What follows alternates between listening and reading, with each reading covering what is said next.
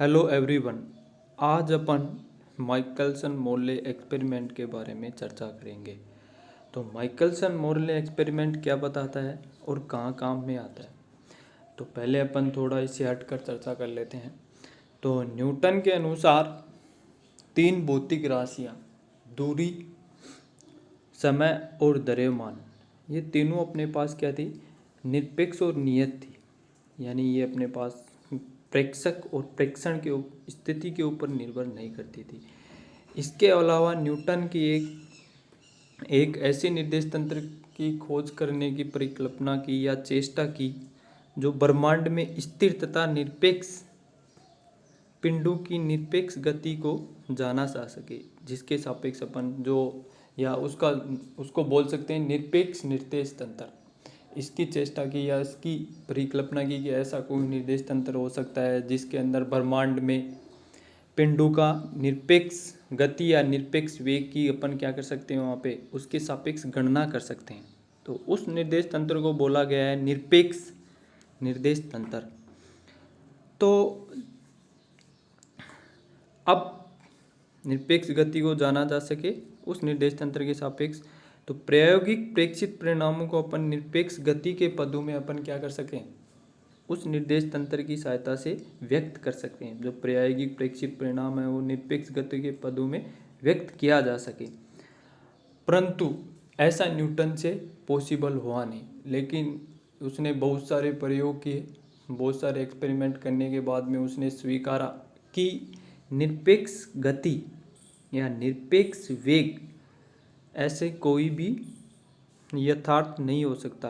ये सिर्फ और सिर्फ क्या हो सकता है कि पिंड का अपन सापेक्ष वेग ही ज्ञात कर सकते हैं। किसी वस्तु के सापेक्ष अपन पिंड के वेग सापेक्ष वेग ही ज्ञात कर सकते हैं। निरपेक्ष वेग की जो अवधारणा है वो गलत है। निरपेक्ष वेग का यथार्थता में कोई महत्व नहीं है। ये परिकल्पना क्या थी, अपने पास गलत थी। तो लास्ट में न्यूटन ने स्वीकार लिया। लेकिन इसके बाद में प्रकाश संचरण की प्रकृति की व्याख्या करने के लिए एक विशेष परिकल्पना आई, जिसने निरपेक्ष निर्देश फ्रेम तथा निरपेक्ष गति व निरपेक्ष निर्देश फ्रेम की समस्या को प्रकाश उपकरणों द्वारा हल करने के लिए एक इच्छा जागृत हुई वैज्ञानिकों के मन में कि हाँ, इसकी प्रकाश संचरण की प्रकृति को समझाने के लिए अपन एक विशेष परिकल्पना दे, जिसकी सहायता से अपन निरपेक्ष निर्देश फ्रेम और निरपेक्ष गति की व्याख्या कर सकते हैं। ऐसी एक इच्छा उनके मन में जागृत हुई। तो जो परिकल्पना थी वह परिकल्पना अपने पास है कि प्रकाश तरंगे एक अपने पास प्रकाशवाही ईथर में क्या करती हैं, गति करती हैं। प्रकाशवाही ईथर जो अपने पास है उसके अंदर प्रकाश तरंगे क्या करती हैं, गति करती हैं। और ये जो ईथर है यह सर्वव्यापी संपूर्ण ब्रह्मांड या सभी पदार्थों में क्या होता है, उपस्थित होता है। सभी पदार्थों में उपस्थित होता है। तो ईथर क्या होता है, इसके बारे में अपन बहुत सारे वैज्ञानिकों ने बहुत सारी परिकल्पनाएं दी। बहुत सारे लोग वैज्ञानिकों ने अपनी थिंकिंग दी कि ऐसा एक ईथर हो सकता है, इस प्रकार से हो सकता है। तो उनमें से अपन कुछ दो परिकल्पनाएं यहाँ पे अपन चर्चा करेंगे, दो परिकल्पनाओं के बारे में। तो पहली परिकल्पना थी कि जो अपने पास ब्रह्मांड में पिंड होते हैं, ब्रह्मांड में जो भी पिंड होते हैं वो अपने साथ ईथर को घसीटते हैं।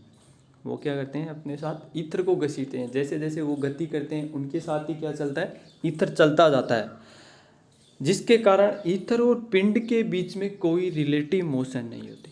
यानी ईथर और पिंड के बीच में कोई रिलेटिव मोशन नहीं हो रही, तो उसके कारण अपने पास प्रकाश की जो गति है, रिलेटिव मोशन नहीं होने के कारण प्रकाश की जो गति है उसमें कोई चेंजेज नहीं होगा। प्रकाश की गति में या प्रकाश के वेग में कोई भी परिवर्तन नहीं होगा। क्यों नहीं होगा, क्योंकि ईथर जो और पिंड के बीच में अपने पास क्या नहीं हो रहा है, रिलेटिव मोशन नहीं हो रहा। क्या नहीं हो रहा, रिलेटिव मोशन नहीं होने के कारण प्रकाश के वेग में कोई भी चेंज नहीं आएगा। प्रकाश का वेग जितना रहेगा उतना ही रहेगा। हाँ, दूसरी जो परिकल्पना थी वो यहाँ पे अपने पास है, यदि पिंड स्थिर ईथर माध्यम में गति करते हैं, तो यदि पिंड स्थिर, अब अपने पास जो ईथर है वो क्या है, स्थिर है, उसके अंदर पिंड क्या कर रहे हैं, गति कर रहे हैं, तो उसके अंदर अपने पास क्या होगा, पिंड के बीच और ईथर जो अपने पास फ्रेम ऑफ रेफरेंस है और जो अपने पास पिंड है, उनके बीच अपने पास क्या होगा, रिलेटिव मोशन होगी। तो रिलेटिव मोशन होने के कारण अपने पास क्या होगा, प्रकाश के वेग में परिवर्तन होगा। तो रिलेटिव मोशन के कारण अपने पास प्रकाश के वेग में क्या हो जाएगा, आपके पास परिवर्तन हो जाएगा। तो परिवर्तन जो परिवर्तन है उसको अपन जो ऑप्टिकल अपने पास प्रकाशीय जो अपने पास इवेंट ऑप्टिकल इवेंट है या प्रकाशीय जो अपने पास उपकरण है उनके द्वारा अपन उसको डिटेक्ट कर सकते हैं कि कितना परिवर्तन हुआ।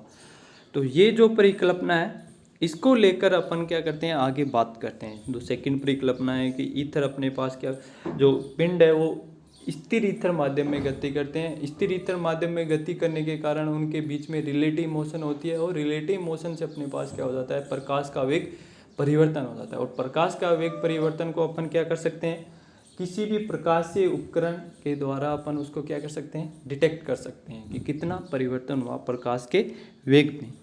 तो आगे चलकर अपन बात करते हैं। हाँ, तो जो प्रकाश के परिवर्तन के जो प्रकाश के वेग में जो परिवर्तन हुआ है उसको अपन बहुत सारे ऑप्टिकल जो अपने पास प्रकाश के उपकरण हैं उनकी सहायता से अपन क्या कर सकते हैं, उसको डिटेक्ट कर सकते हैं। उनमें से एक आता है अपने पास माइकलसन मोरले प्रयोग। तो जो प्रकाश में परिवर्तन हुआ है उसको डिटेक्ट करने के लिए अपन यूज करते हैं माइकलसन मोरले प्रयोग का काम में लिया जाता है। तो अब अपन माइकलसन मोरले प्रयोग के बारे में अपन चर्चा करेंगे। तो माइकलसन मोरले प्रयोग अपने पास क्या कहता है, इसकी थ्योरी अपने पास है कि एक प्रकाश किरण पृथ्वी की गति की दिशा में जाती है और दूसरी प्रकाश किरण पृथ्वी की गति की दिशा के लंबवत जाती है। तो पृथ्वी अपने पास क्या होती है, पश्चिम से पूर्व, वेस्ट से ईस्ट की तरफ क्या करती है, रोटेट करती है, गति करती है। तो एक प्रकाश किरण यहाँ पे अपने पास पृथ्वी की दिशा के अनुदिश गति करी है, दूसरी प्रकाश किरण पृथ्वी की दिशा के लंबवत गति करी है। तो जो पृथ्वी की दिशा के अनुदिश गति कर रही है, तो अब अपने पास जो ईथर है उसके सापेक्ष अपने पास क्या कर रहा है, पृथ्वी गति कर रही है। तो ईथर और पृथ्वी पिंड के बीच में अपने पास क्या हो रहा है, रिलेटिव मोशन हो रहा है। तो रिलेटिव मोशन होने के कारण जो पृथ्वी की दिशा में प्रकाश किरण जा रही है उसके वेग में अपने पास क्या होगा, परिवर्तन होगा। और उसके वेग में परिवर्तन होगा, अब उसके वेग में परिवर्तन होने के कारण और जो अपने पास परपेंडिकुलर डायरेक्शन में आपके पास जा रही है प्रकाश किरण, उसके अंदर अपने पास क्या नहीं होगा, उसके वेग में परिवर्तन नहीं होगा, क्योंकि वो अपने पास क्या हो रही है, उसके लंबवत दिशा में गति कर रही है। पृथ्वी की जो दिशा है उसके लंबवत दिशा में गति कर रही है, जिसके कारण अपने पास उस प्रकाश किरण के वेग में कोई परिवर्तन नहीं होगा। अब जो परिवर्तन हुआ है उसको अपन इस प्रयोग की सहायता से ज्ञात करेंगे। ठीक है, अब तो एक प्रकाश किरण जो पृथ्वी की दिशा में गति कर रही है उसमें वापस रिफ्लेक्ट होकर ऑब्जर्वेशन बिंदु तक आने में लगा समय, और जो प्रकाश की दिशा पृथ्वी की गति की दिशा के लंबवत प्रकाश किरण गति कर रही है उसमें लगा समय अलग अलग होगा। तो अलग अलग समय होने के कारण दोनों प्रकाश किरणें अपने पास क्या होंगी, अलग अलग समय पे ऑब्जर्वेशन बिंदु के ऊपर पहुंचेंगी रिफ्लेक्ट होके। तो यहाँ पे जो अपने पास ये डायग्राम दिया गया है उसके अंदर अपने पास ये जो पृथ्वी की गति की दिशा दर्शाई गई है कि ये अपने पास पृथ्वी की गति की दिशा अपने पास होती है पश्चिम से पूर्व की ओर। तो पश्चिम से पूर्व की ओर गति करते उसकी दिशा में एक प्रकाश किरण ओ से बी की ओर गति कर रही है। अब वहाँ पे बी वहाँ पे अपने पास एक मिरर रखा हुआ है, तो मिरर से जो प्रकाश किरण है वो आपके पास क्या करती है, पहले इधर जाती है और मिरर से रिफ्लेक्ट होकर बिंदु ओ, जो वहाँ पे बिंदु अपने पास क्या है, ऑब्जर्वेशन बिंदु है, वहाँ पे वापस पहुँचती है। तो ये पृथ्वी की दिशा में गति करने के कारण इसके वेग में क्या हो जाएगा, आपके पास परिवर्तन हो जाएगा। किसके वेग में, प्रकाश किरण के वेग में। क्यों परिवर्तन होगा ये बता चुके हैं कि अपने पास क्या होगा, ईथर और जो पिंड अपने पास है, पिंड यहाँ पे अपने पास है पृथ्वी, इन दोनों के बीच में आपके पास क्या हो रहा है, रिलेटिव मोशन हो रहा है। रिलेटिव मोशन होने के कारण आपके पास प्रकाश का वेग क्या हो जाएगा, परिवर्तन हो जाएगा। अब दूसरी जो प्रकाश किरण है वो अपने पास पृथ्वी की दिशा के लंबवत ओ ए दिशा में गति कर रही है। तो ए बिंदु के ऊपर आपके पास क्या रखा हुआ है, एक मिरर रखा हुआ है, वहाँ से प्रकाश किरण रिफ्लेक्ट होके वापस कहाँ पे आती है, ऑब्जर्वेशन बिंदु ओ के ऊपर आती है।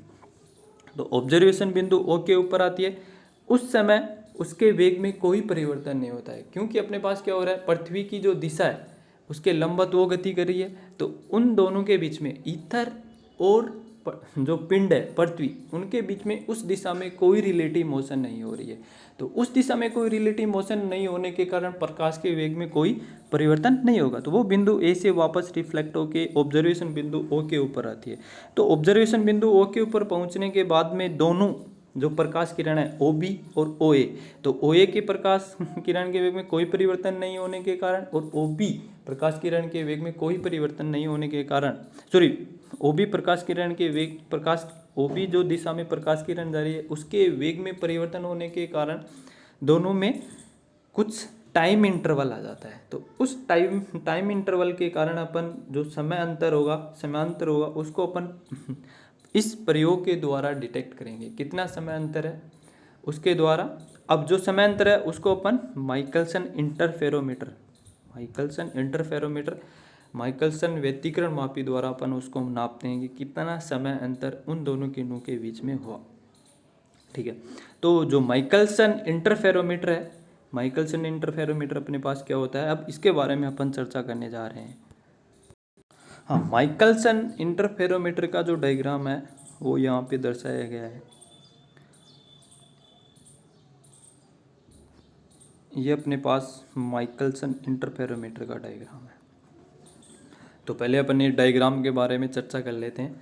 डायग्राम अपने पास क्या कहता है, तो यहाँ पे अपने पास एक मोनोक्रोमेटिक लाइट सोर्स एस है, ये अपने पास मोनोक्रोमेटिक लाइट सोर्स एस है। एक उत्तल लेंस लगा हुआ है जो अपने पास क्या करता है, ऑप्टिकल एक्सिस के अनुदिश इसको क्या कर देता है, अपने पास सभी प्रकाश किरणों को ऑप्टिकल एक्सिस के समांतर ला देता है। ये अपने पास उत्तल लेंस। अब एक अपने पास यहाँ पे जो 45 डिग्री जो आपतित प्रकाश किरण है, ये 45 डिग्री के ऊपर एक क्या रखी हुई है, हाफ सिल्वर्ड प्लेट रखी गई है। इसका नाम अपन दिया गया है, यहाँ पे पी लिखा हुआ है। तो 45 डिग्री के ऊपर अपने पास एक हाफ सिल्वर्ड प्लेट रखी हुई है। ठीक है, इसका नाम अपने पास दिया गया, जो इंसिडेंट रे है उससे 45 डिग्री एंगल पे। तो और ये अपने पास दूसरी कांच की प्लेट है, ये समान मोटाई पी की जितनी जो कांच की प्लेट पी होती है या जो प्लेट पी होती है हाफ सिल्वर्ड प्लेट, उसी मटेरियल की बनाई होती है और उतनी ही मोटाई की बनाई होती है। जिस मटेरियल की पी बनाई गई है उस मटेरियल की ही जो प्लेट सी है वो बनाई जाती है और उतनी सेम मोटाई की होती है। उसके बारे में अपन बाद में चर्चा करेंगे कि ऐसा क्यों है। अब अपन बात करते हैं, इधर अपने पास एक मिरर M2 लगा हुआ है जो अपने पास प्रकाश किरण की दिशा आती है, और इधर जो मिरर है वो अपने पास ऊपर साइड में मिरर लगा हुआ है M1, ये मिरर अपने पास लगा हुआ है M1। और इस जो A और B अपने पास है, यहाँ पे जो स्क्रू हैं इनकी सहायता से अपन मिरर को आगे पीछे कर सकते हैं। ठीक है, और इधर जो लगा रहता है वो अपने पास लगा रहता है टेलीस्कोप। अब यहाँ पे क्या होता है, अपने पास पहले शुरू में मोनोक्रोमेटिक लाइट सोर्स और उत्तल लेंस से प्रकाश किरण पुंज, मोनोक्रोमेटिक किरण पुंज, लाइट पुंज जो अपने पास है वो हाफ सिल्वर्ड प्लेट पर आपतित होता है। हाफ सिल्वर्ड प्लेट पर आपतित होने के बाद में इसका आधा भाग अपने पास क्या हो जाता है, परावर्तित हो जाता है। आधा भाग परावर्तित हो जाता है और आधा भाग अपने पास क्या हो जाता है, पारगमित हो जाता है, पारगमित हो जाता है।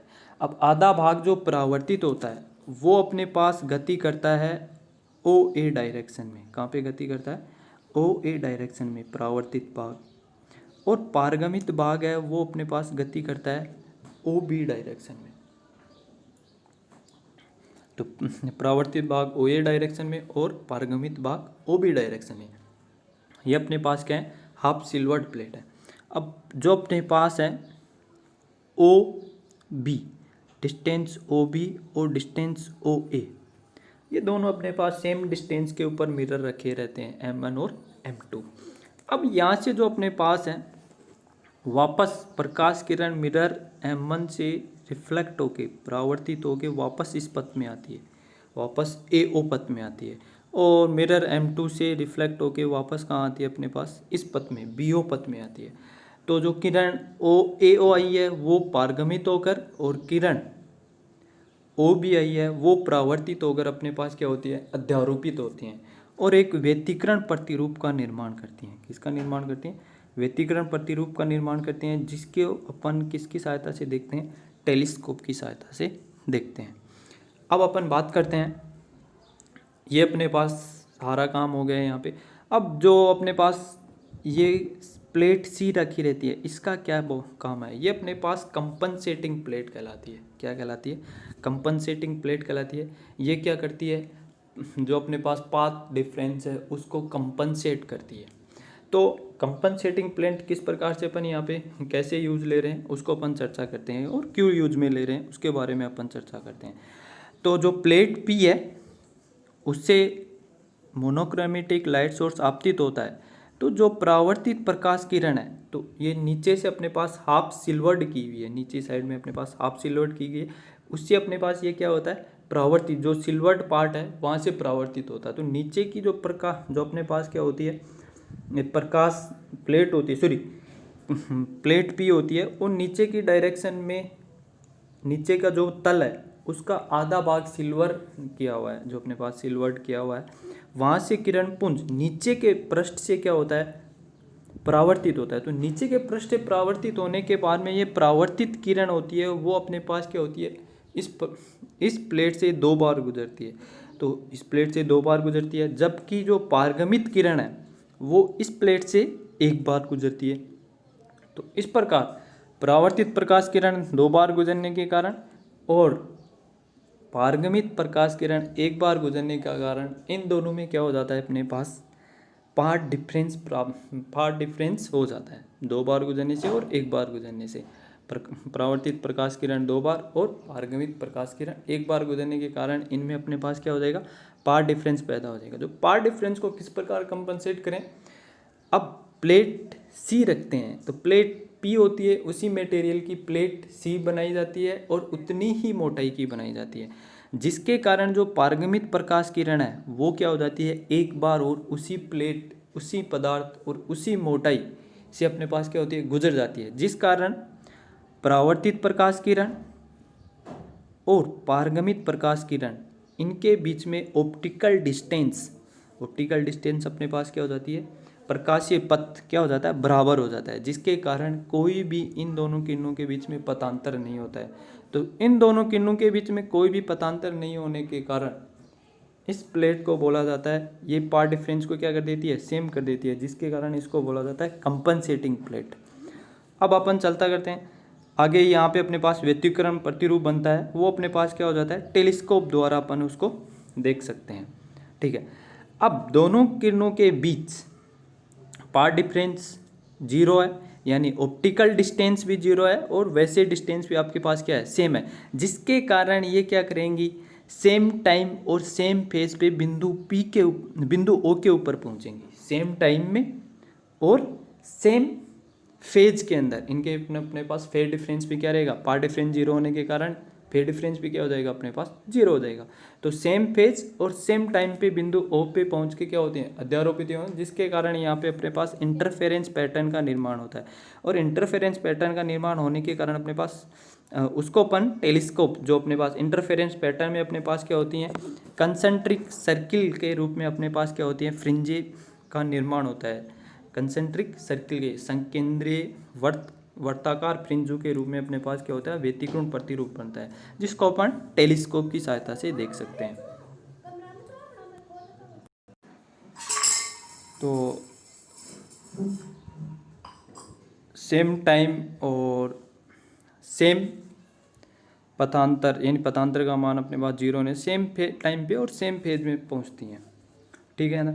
अब अपन बात करते हैं, ये पूरा जो अपने पास एक्सपेरिमेंट है उसको अपन क्या करते हैं, एक जो अपने पास मरकरी टैंक है उसके अंदर रखते हैं। किसके अंदर रखते हैं, मरकरी टैंक के अंदर रखते हैं। और मरकरी टैंक में अपने पास क्या होता है, जो OA एक्सिस होती है वो अपने पास क्या होती है, वर्टिकल एक्सिस के अनुदिश। जो OA अपने पास होता है वो वर्टिकल एक्सिस के अनुदिश होता है, और ये अपने पास क्या होता है, हॉरिजॉन्टल एक्सिस जो ओ बी होता है अपने पास, ये अपने पास वर्टिकल एक्सिस के अनुदिश होती है उसकी, और ये हॉरिजॉन्टल एक्सिस के अनुदिश होती है। तो जो ओ ए वर्टिकल एक्सिस है उसके अनुदिश अपन इसको क्या कर सकते हैं, रोटेट कर सकते हैं, घुमा सकते हैं। ठीक है यहाँ तक। तो रोटेट करने के बाद में, घुमाने के बाद में ये अपन इसको चेंज कर सकते हैं, घुमा के ये इसको उधर कर सकते हैं, इसको इधर कर सकते हैं। जैसे ओ बी को 90 डिग्री घुमाने पर अपने पास ओ ए उसके समांतर दिशा में आ जाएगी और ओ बी अपने पास उसके परपेंडिकुलर दिशा में चली जाएगी। ठीक है यहाँ तक। अब अपन बात करते हैं, ये कंप्लीट एक पारे के जो अपने पास टैंक में रखने के बाद में अपन इसको अर्थ के ऊपर एक्सपेरिमेंट करते हैं। तो अर्थ के ऊपर अपन एक्सपेरिमेंट करने के कारण अपने पास जो ओ बी एक्सिस होती है, ओ बी एक्सिस अपने पास होती है, वो अपने पास होती है किसकी दिशा में, ओ बी अपने पास होती है जो पृथ्वी गति कर रही है, गति की, उसकी गति की दिशा में होती है, जबकि अपने पास ओ ए होती है उसके परपेंडिकुलर दिशा में। तो अब जो ये गति कर रही है पृथ्वी की दिशा में, ठीक है, और जो इस दिशा में जो प्रकाश किरण जा रही है, तो पृथ्वी और ईथर के बीच में रिलेटिव मोशन होने के कारण इस प्रकाश किरण के वेग में अपने पास क्या हो जाएगा, परिवर्तन हो जाएगा। रिलेटिव वेलोसिटी होने के कारण, रिलेटिव वेग होने के कारण अपने पास क्या हो जाएगा, इसके अंदर परिवर्तन हो जाएगा। और परिवर्तन होने के कारण ये अपने पास क्या हो जाएगी, इसका वेग चेंज हो जाएगा।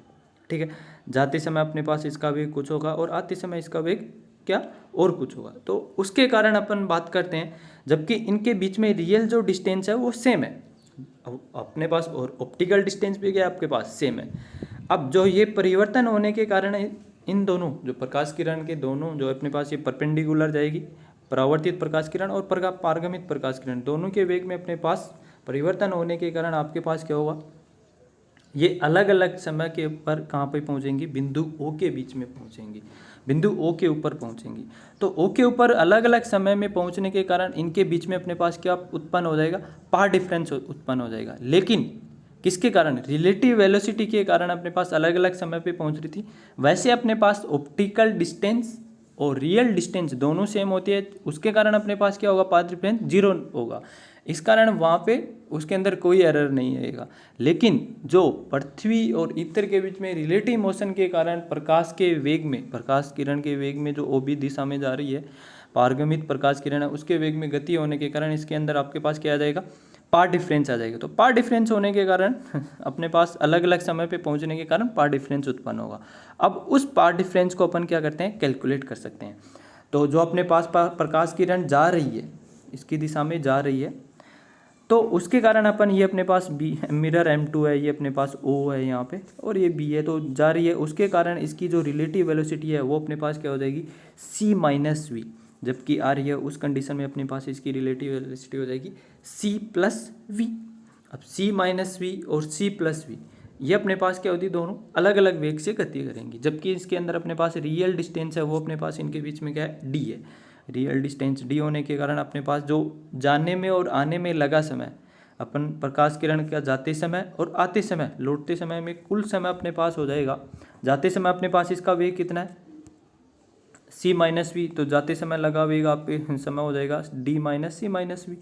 ये इस वेग से जा रही है और इतनी डिस्टेंस तय करिए, आते समय इसका वेग अपने पास कितना है, C प्लस वी, तो आते समय लगा समय अपने पास हो जाएगा D upon C plus V. Total समय आपके पास आ जाएगा यहाँ से।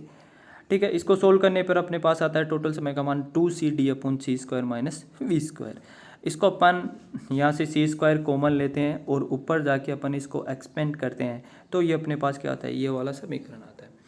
अब अपन यहाँ से बात करते हैं जो हायर ऑर्डर टर्म है, जो अपने पास ये टर्म और इससे जो आगे वाली टर्म है, उनको अपन क्या करते थे, नेगलेक्ट कर देते हैं, क्योंकि v लेस देन अपने v लेस देन क्या होता है, c। v less than c होने के कारण अपन हायर ऑर्डर टर्म को क्या कर लेंगे, नेगलेक्ट कर लेंगे। तो हायर ऑर्डर टर्म अपने पास नेगलेक्ट होने के कारण जो लगा समय का मान लगभग अपने पास आता है 2D अपॉन सी और 1 plus V square upon C square. तो ये तो अपने पास हुई पारगमित प्रकाश किरण का परावर्तन होकर वापस आने तक लगा समय, ओ से जाने के बाद में, और बिंदु जो अपने पास मिरर M2 है वहाँ से वापस आने में लगा समय अपने पास आ गया है कितना, T1 आ गया है यहाँ पे। अब अपन बात करते हैं परावर्तित जो प्रकाश किरण है जो कहाँ पे जा रही है, परपेंडिकुलर डायरेक्शन में जा रही है। कहाँ पे जा रही है? परपेंडिकुलर डायरेक्शन में अपने पास जा रही है। उस वहाँ पे लगा समय अपन ज्ञात करते हैं। तो ये आपके पास यहाँ से अपन ज्ञात करेंगे तो आपके पास आएगा इसका मान, यहाँ से अपन इस समय इधर, तो यहाँ पे अपन चर्चा करते हैं। तो ये समय आपके पास आएगा, इधर जाते समय लगा समय कितना होगा। तो अब जो ये अपने पास टैंक है वो भी पृथ्वी के साथ साथ इधर डायरेक्शन में क्या कर रहा है? गति कर रहा है। तो ये वाला जो मिरर है वो भी क्या करेगा? पृथ्वी की दिशा में क्या करेगा? इधर गति करेगा। तो इसका जो डायग्राम है वो अपन नीचे बनाते हैं। नीचे जो डायग्राम अपन इसका बनाते हैं वो इस तरह से बनता है। पहले अपने पास इनिशियल पोजीशन के ऊपर ये वाला डायग्राम था, लेकिन जो अपने पास पारेगा टैंक है, जो मरकरी टैंक है, वो भी अपने पास अर्थ की डायरेक्शन में क्या करता है? मोशन करता है। तो अर्थ की डायरेक्शन में मोशन करने के बाद में कुछ समय बाद में वो कहाँ पे चला जाता है? ये अपने पास ए प्राइम स्थिति पे हो जाता है। और उसके बाद में अपने पास क्या हो जाता है? फिर जो बिंदु पी है यहाँ पे हो जाता है। और उस कंडीशन में अपने पास यहाँ से रिफ्लेक्ट होके इधर वेव अपने पास आ रही है और ये रिफ्लेक्ट होके वापस आ रही है, परावर्तित होके वापस आ रही है। तो ये अपने पास कहाँ पे मिल रही है? ओ प्राइम बिंदु के ऊपर आकर मिल रही है। तो ये जो अपने पास इधर जाके इधर आने में लगा समय अपन कैलकुलेट करते हैं। तो वो किस प्रकार से कैलकुलेट करते हैं? यहाँ से अपने पास इन दोनों के बीच में ओ ए और ओ बी के बीच में अपने पास रियल डिस्टेंस थी, वो क्या थी? सेम थी। दोनों के बीच में डिस्टेंस आपके पास होगी डी। यदि अपन पृथ्वी का वेग कितना मान रहे हैं? वी मान रहे हैं। पृथ्वी का जो अपने पास पृथ्वी और जो ईथर है उसके बीच में रिलेटिव वेग अपने पास क्या है? वी है। तो प्रकाश किरण को यहाँ से लेकर यहाँ में जाने में लगा समय अपने पास है T21। यहाँ से बिंदु O से A प्राइम तक जाने में लगा समय अपने पास है, बिंदु O से A प्राइम तक जाने में लगा समय है T21। तो ये T21 समय लगा है। उतने में बिंदु जो अपने पास ये वाला बिंदु है वो कहाँ पे चला जाता है? V इंटू T2 डिस्टेंस पे आ जाता है। कहाँ से? जो रियल डिस्टेंस है वहाँ से V इंटू T2 डिस्टेंस पे अपने पास आ जाएगा। तो V into T21 distance, V into T21 distance के ऊपर अपने पास इसको कैलकुलेट करते हैं। अब जो ये डिस्टेंस है वो अपने पास आ गई कितनी? V T21। और ये डिस्टेंस अपने पास है जो यहाँ से इधर अपन इसको मान लेते हैं O double prime. O double prime ए डिस्टेंस अपने पास है, ये बराबर होगी अपने पास किसके? ये वाले डिस्टेंस के। तो ये वाले डिस्टेंस अपने पास है ओ ए। ये वाले डिस्टेंस अपने पास कितनी है? ओ ए। तो अब अपने को निकालना है कौन सी डिस्टेंस? ये वाले डिस्टेंस। तो ये वाले डिस्टेंस अपने पास इधर प्रकाश किरण जा रही है, परपेंडिकुलर डायरेक्शन में जा रही है। और जो परपेंडिकुलर डायरेक्शन में जा रही है तो उस दिशा में पृथ्वी और ईथर के बीच में अपने पास रिलेटिव वेलोसिटी कितनी है? 0 है। तो इस कारण प्रकाश का वेग रहेगा उतना ही रहेगा। कितना रहेगा? c। तो इतने समय में, जितने समय में अपने पास T21 समय लग रहा है बिंदु O से A प्राइम आने में प्रकाश किरण को, तो उतने समय में जो अपने पास OA हो जाएगी अपने पास कितनी? जो OA अपने पास आएगी, OA प्राइम आएगी आपके पास C इंटू T21। ठीक है, क्योंकि अपने पास 0 से लेकर A प्राइम आने में O से लेकर A प्राइम आने में कितना समय लग रहा है? T21। और प्रकाश किरण का वेग अपने पास कितना है? C है। तो इतनी डिस्टेंस अपने पास हो जाएगी कितनी? OA प्राइम बराबर C21। और ये डिस्टेंस अपने पास कितनी आ जाएगी? VT21। CT21 और VT21। और ये डिस्टेंस अपने पास क्या है? D है।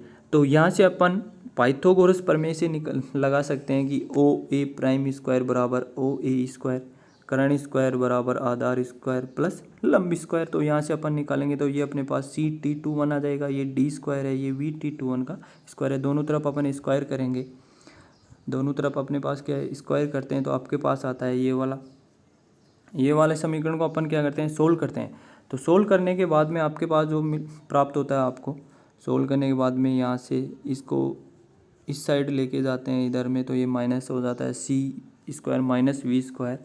और T21 स्क्वायर बाहर ले लेते हैं और ये D स्क्वायर, तो इसको यहाँ पे लेके जाते हैं। उसके बाद में इसका बाइनोमियल एक्सपेंशन करते हैं। तो ये अपने पास यहाँ से C स्क्वायर कॉमन लेके ये बाइनोमियल एक्सपेंशन ऊपर ले जाके करते हैं, तो ये वाला रिजल्ट आता है। इसके अंदर भी अपन हायर ऑर्डर टर्म को क्या मान रहे हैं? नेगलेक्ट मान रहे हैं। तो हायर ऑर्डर टर्म को नेगलेक्ट मानने के कारण अपने पास जो T21 का मान आता है वो अपने पास आता है 1+v² अपॉन 2² c²। सेम अपन अब चर्चा करेंगे यहाँ से लेकर जो बिंदु O से लेकर A' तक जाने में समय अपने पास लगा था T21। इसी प्रकार सेम बिंदु A' से O' तक आने में लगा समय अपने पास है T22। कितना है? T22। तो T22 है। इसी प्रकार अपने पास प्रकाश किरण का वेग अपने पास कितना हो जाएगा? CT22। ठीक है। और ये अपने पास जो गति कर लेगी इतने में अपने पास कितनी गति चली लेगी? VT22। क्योंकि अपने पास जो अर्थ और जो ईथर है, निरपेक्ष ईथर है अपने पास, जो अपने पास माना गया है निर्देश फ्रेम, उसका उन दोनों के बीच में रिलेटिव वेलोसिटी अपने पास है VT22 और ये अपने पास कितनी है? D है। तो सेम यहाँ पे पाइथागोरस प्रमेय यूज करके अपन निकाल सकते हैं। ये अपने पास डिस्टेंस आएगी CT22, ये अपने पास VT22 और ये अपने पास कितनी है? D है। तो यहाँ से पाइथागोरस प्रमेय यूज करके अपन सेम उसको सोल्व करते हैं तो T22 का मान आपके पास प्राप्त होता है कितना? सेम जितना है। तो यहाँ से अपने पास बिंदु O से स्टार्ट हो गई इसकी O की नई स्थिति, क्योंकि वे पृथ्वी और ईथर के बीच में रिलेटिव वेलोसिटी होने के कारण ये अपने पास गति करेगा पृथ्वी की दिशा में, तो नई स्थिति अपने पास कितनी हो जाएगी? O'। तो ये स्थिति के तक जाने में अपने पास क्या होता है? लगा समय टोटल अपने पास कितना हो जाएगा? T21 + T22। तो टोटल समय अपने पास आता है यहाँ से, टोटल समय अपने पास ये आ जाएगा। ठीक है। टोटल समय अपने पास T2 का मान आपके पास मिलेगा ये वाला T2 बराबर T21 + T22। तो यहाँ से अपन दोनों का मान पुट करते हैं तो ये वाला इक्वेशन अपने को प्राप्त होता है। अब जो अपने पास पारगमित प्रकाश किरण है उसमें लगा समय आपके पास है T1 और जो अपने पास परावर्तित प्रकाश किरण है उसमें लगा समय आपके पास है T2। तो T1 का मान अपन ने ऊपर निकाला और T2 का मान, तो उन दोनों के बीच में आपके पास क्या हो रहा है? टाइम डिफरेंस आ गया। इन दोनों में लगा समय आपके पास क्या है? अलग अलग है। तो दोनों में लगा समय आपके पास अलग अलग है, इसके कारण अपन यहाँ से टाइम डिफरेंस निकालते हैं। तो टाइम डिफरेंस का मान आपके पास आता है यहाँ से T1 - T2 है, ये ध्यान रखें। ये आपके पास आएगा T1 - T2। ठीक है। यहाँ पे T1 - T2, T1 का मान अपन पुट करते हैं, ये आता है आपके पास, और T2 का मान अपन ने अपने पास यहाँ पे निकाला हुआ है ये वाला, तो ये आपके पास रख देते हैं। तो 2D/C और 1+v², ये अपने पास किसका मान है? T1 का मान है। और ये अपने पास किसका मान है? T2 का मान। तो इसको सोल्व करने पर अपने पास जो टाइम डिफरेंस है, इन दोनों को सोल्व करने के बाद में टाइम डिफरेंस का मान आपके पास मिलता है ये वाला, और इसको सोल्व करते हैं तो ये अपने पास टाइम डिफरेंस मिलता है dv² और v²/c³। अब दोनों प्रकाश किरणों, जो अपने पास क्या है? परावर्तित प्रकाश किरण है और पारगमित प्रकाश किरण है, दोनों के बीच में टाइम डिफरेंस अपने को मिल गया। तो टाइम डिफरेंस मिलने के बाद में अपने पास इन दोनों के बीच में अपने पास क्या निकालते हैं? पथांतर निकालते हैं। क्या निकालते हैं? पथांतर कैलकुलेट करते हैं। तो प्रकाश किरण का वेग अपने पास कितना होता है? c, और c × t, c इंटू जो टाइम डिफरेंस है उसको मल्टीप्लाई करते हैं तो यहाँ से आपके पास प्राप्त हो जाता है क्या? Path difference. तो पाथ डिफरेंस मिल गया। तो पाथ डिफरेंस के बाद में अपन क्या करते हैं? जो अपने पास पाथ डिफरेंस के कारण अपने पास क्या होगा? दोनों में इंटरफेरेंस पैटर्न मिलेगा। दोनों में इंटरफेरेंस पैटर्न मिलने के कारण आपके पास क्या होता है? इसको किसकी सहायता से देख लेते हैं अपन? टेलीस्कोप टी के द्वारा देख लिया जाता है। टेलीस्कोप टी के द्वारा देख लिया जाता है। अब अपन क्या करते हैं? जो अपने पास है उपकरण उसको 90 ये संपूर्ण एक्सपेरिमेंट होने के बाद में अपन उसको क्या कर रहे हैं? 90 डिग्री पे रोटेट कर रहे हैं। क्या पे रोटेट करें? 90 डिग्री पे अपन क्या करें? उसको रोटेट करें। तो 90 डिग्री पे अपन उसको रोटेट करें। किस प्रकार से रोटेट करेंगे 90 डिग्री पे? तो 90 डिग्री पे अपन इस प्रकार से उसको रोटेट करें। ठीक है। जो ये अपने पास इस कागज़ के तल के लंबवत अक्ष आ रही है उस एक्सिस के अनुदिश, इधर जो अपने पास एक्सिस है ऊपर की साइड में, डॉट का मतलब इसके परपेंडिकुलर एक्सिस है, उसकी साइड में अपन इसको रोटेट करते हैं। तो जो अपने पास है ये यहाँ पे अपने पास क्या आ जाएगा? इस डायरेक्शन में अपने पास हो जाएंगे सोर्स और ये, और जो बी मिरर M2 है वो कहाँ पे चला जाएगा? मिरर M1 की जगह चला जाएगा। और मिरर M1 है उसकी जो डायरेक्शन है वो यहाँ पे आ जाएगी अपने पास। मिरर M1 जहाँ पे अपने पास पहले सोर्स रखा हुआ था वहाँ पे अपन मिरर M1 आ जाएगा, और मिरर M1 की जगह अपने पास आ जाएगा क्या, मिरर M2, और सोर्स है वो अपने पास कहाँ पे चला जाएगा, टेलीस्कोप पे चला जाएगा। कहाँ पे चला जाएगा, टेलीस्कोप के ऊपर चला जाएगा सोर्स टेलीस्कोप, और टेलीस्कोप कहाँ पे चला जाएगा अपने पास, मिरर M2 की जगह चला जाएगा। इस प्रकार से रोटेट हो जाएगा। इस प्रकार से 90 डिग्री रोटेट कराते हैं अपन ये एंटी क्लॉकवाइज डायरेक्शन के अंदर। तो 90 एंटी क्लॉकवाइज डायरेक्शन के अंदर 90 डिग्री रोटेट कराने के कारण ये अपने पास क्या आ जाएगी, जो अब की बार है वो OA एक्सिस है, जो अपने पास पहले वर्टिकल एक्सिस थी वो अपने पास क्या आ जाती है, पृथ्वी की अक्ष के समांतर दिशा में आ जाती है। ठीक है, समांतर दिशा में आ जाती है। अब अपन बात करते हैं समांतर दिशा में आने के कारण। ठीक है, तो समांतर दिशा में आ गई, जिसके कारण आपके पास जो पहले उत्पन्न हो रहा था पथांतर वो क्या होगा, इसका जस्ट रिवर्स उत्पन्न होगा। क्या होगा, जस्ट रिवर्स में उत्पन्न होगा। ठीक है, या अपन बात करें समांतर, ये तो अपने पास जो डायरेक्शन थी वो प्रति समांतर होगी। सॉरी, ये जो पहले अपने पास एंटी क्लॉकवाइज डायरेक्शन में अपन घुमा रहे थे वो तो प्रति समांतर, क्योंकि अपने पास ये डायरेक्शन इधर आ गई थी। ठीक है, तो अपन इसको क्लॉकवाइज डायरेक्शन में घुमाते हैं। सॉरी, क्लॉकवाइज डायरेक्शन में घुमाएंगे तब जाके अपने पास क्या होगी, समांतर पोजीशन प्राप्त होगी क्लॉकवाइज डायरेक्शन में। पहले मैंने गलत बोल दिया, उसके लिए मैं सॉरी। तो इसको अपन घुमाते हैं किसमें, क्लॉकवाइज डायरेक्शन। तो क्लॉकवाइज डायरेक्शन में घुमाने के कारण जो मिरर M1 है वो अपने पास M2 की जगह चला जाएगा, और जो M2 है वो अपने पास कहाँ आ जाएगा, टेलीस्कोप की जगह। टेलीस्कोप कहाँ चला जाएगा, सोर्स की जगह, और सोर्स कहाँ चला जाएगा अपने पास, मिरर M1 की जगह। इस प्रकार से क्लॉकवाइज डायरेक्शन में घूमेगा। कहाँ पे घूमेगा, क्लॉकवाइज डायरेक्शन में।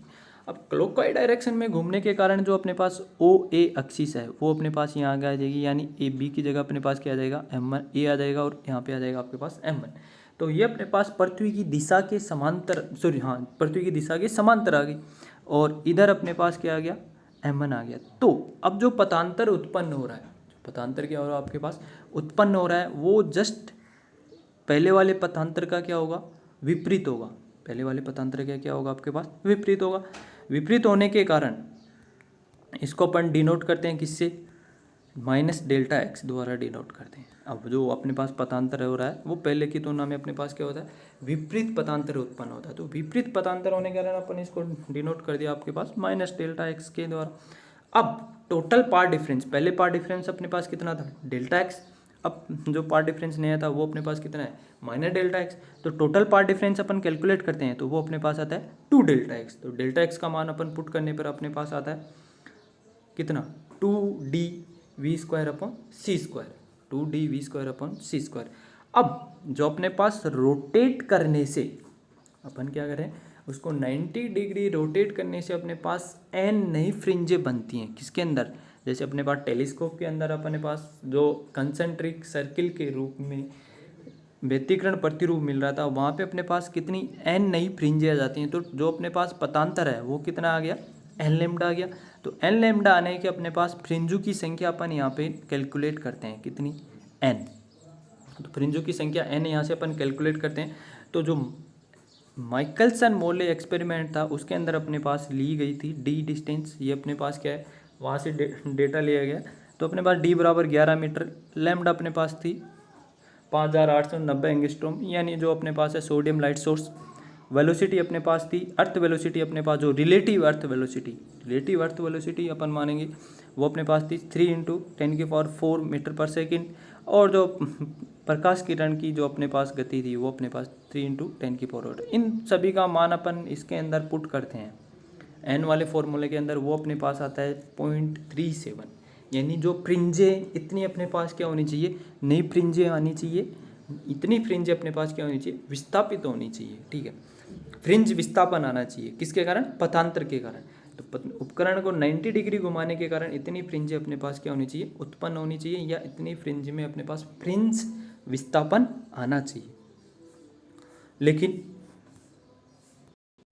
लेकिन ऐसा नहीं हुआ कि अपने पास बहुत अच्छा सुग्राही उपकरण यूज किया था, जिसकी सुग्राहीता अपने पास क्या थी, 0.01 फ्रिंज डिस्प्लेसमेंट की कोटि की थी। ठीक है, तो इतना अपने पास जो फ्रिंज विस्थापन हुआ वो अपने पास क्या था, नेगलेक्ट था, यानी फ्रिंज विस्थापन अपने पास क्या था, 0, या जो नई फ्रिंज अपने पास प्राप्त हुई थी वो अपने पास थी, उनकी संख्या आपके पास थी 0, नई फ्रिंज प्राप्त हुई थी।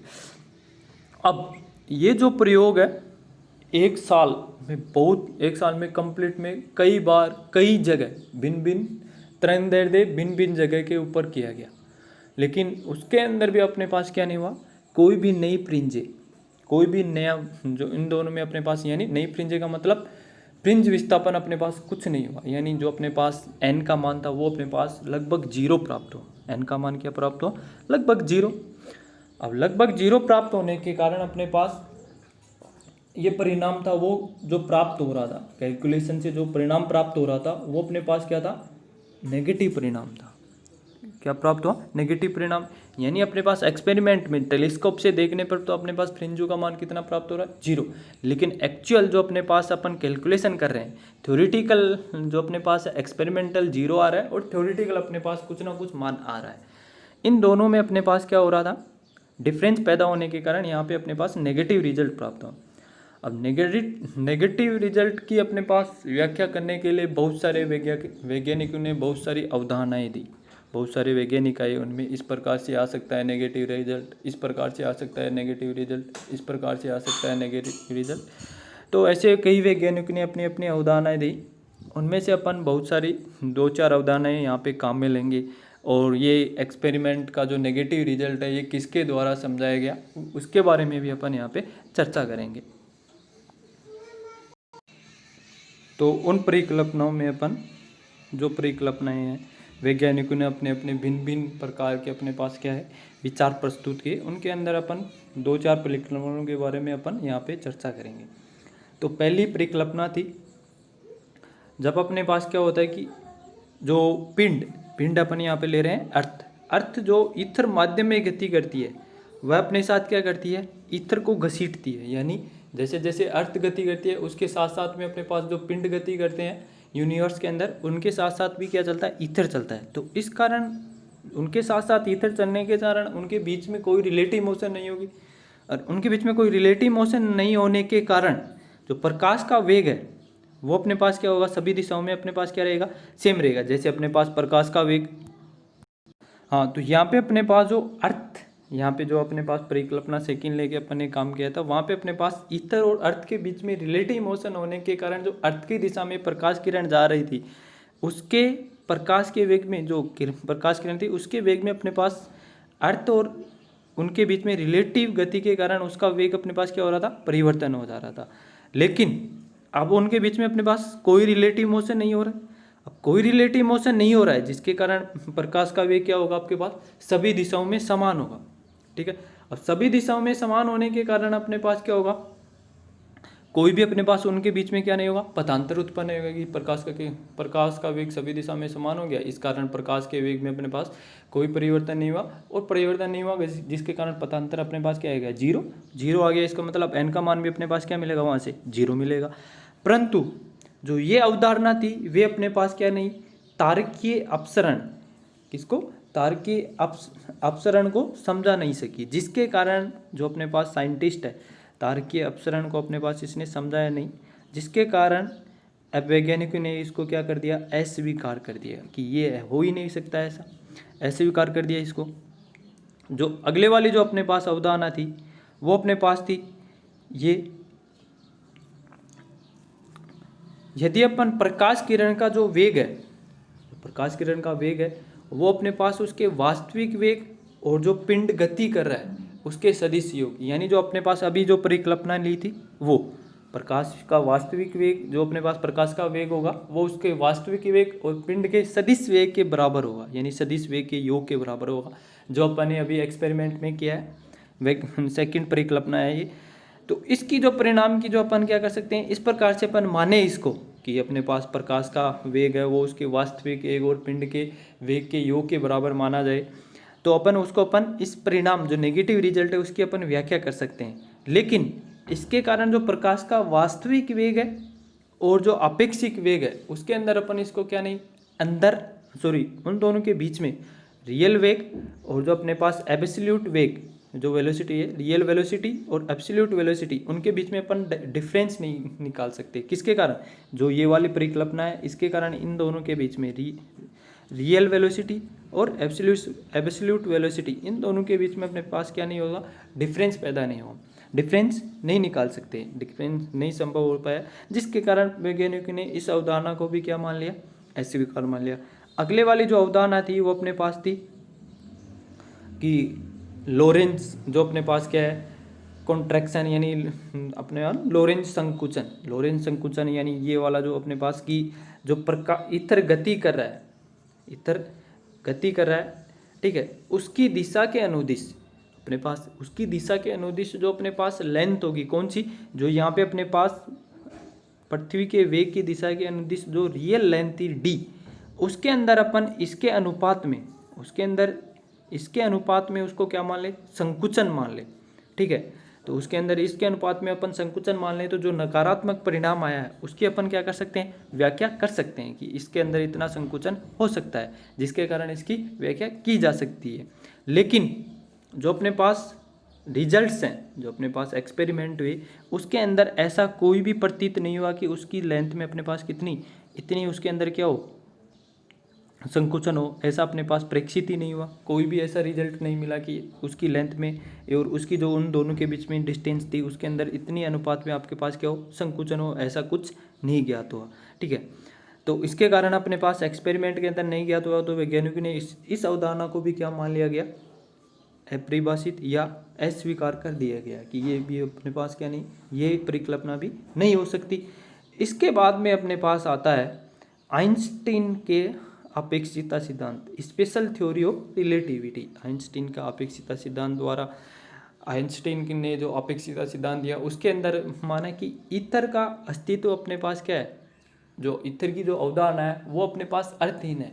ऐसा कुछ भी अपने पास नेचर में उपस्थित नहीं है जो अपने पास पिंड के सापेक्ष गति करे। ऐसा कोई भी निर्देश तंत्र जो ईथर है वो, ये उन्होंने ईथर को माना है कि अपने पास क्या है? अपेक्षिक एक निर्देश तंत्र है, ठीक है। तो ऐसा कोई भी निर्देश तंत्र अपने पास ब्रह्मांड में मौजूद नहीं है जिसके जो अपने पास जो अवधारणा मानी गई है ईथर की, वो अपने पास क्या है? अर्थहीन है। यानी जो ये ऐसा कुछ पॉसिबल ही नहीं है अपने पास, किसके अंदर? ब्रह्मांड के अंदर। फिर इस अवधारणा को अर्थहीन बताते हुए अपने पास आइंस्टीन ने एक सिद्धांत दिया, उसको बोलेंगे अपन स्पेशल थ्योरी ऑफ रिलेटिविटी। जो स्पेशल थ्योरी ऑफ रिलेटिविटी से अपने पास जो ये नेगेटिव रिजल्ट प्राप्त हुआ है उसको अपन क्या करेंगे? एक्सप्लेन करेंगे। तो जो नेक्स्ट अपने पास जो लेक्चर आएगा उसके अंदर अपन पढ़ेंगे आइंस्टीन के अपेक्षिता सिद्धांत, स्पेशल थ्योरी ऑफ रिलेटिविटी द्वारा किस प्रकार से इसको समझाया गया, जो अपने पास ये नेगेटिव रिजल्ट प्राप्त हुआ वो किस प्रकार से प्राप्त हुआ।